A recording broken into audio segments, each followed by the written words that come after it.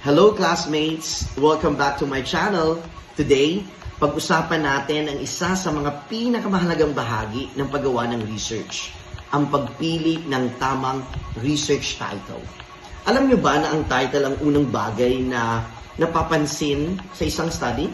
Kaya dapat stand out na agad ito, di ba?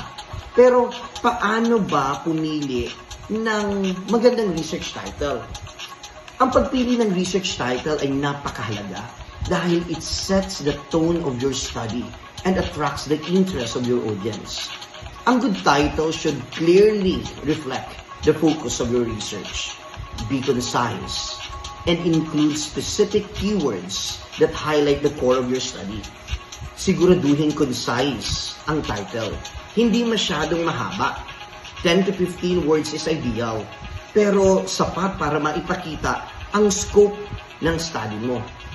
It's also helpful to include the context, such as the population, location, or method if they are central to the study.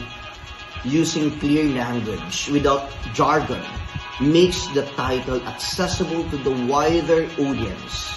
Avoid vague or general titles at siguraduhin specific ang mga details. Example, a generic title, Effects of Social Media on Students.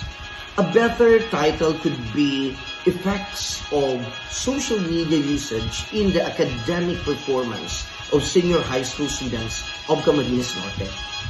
Additionally, seeking feedback from advisors or peers is essential to refine your title and ensure it aligns academic standards.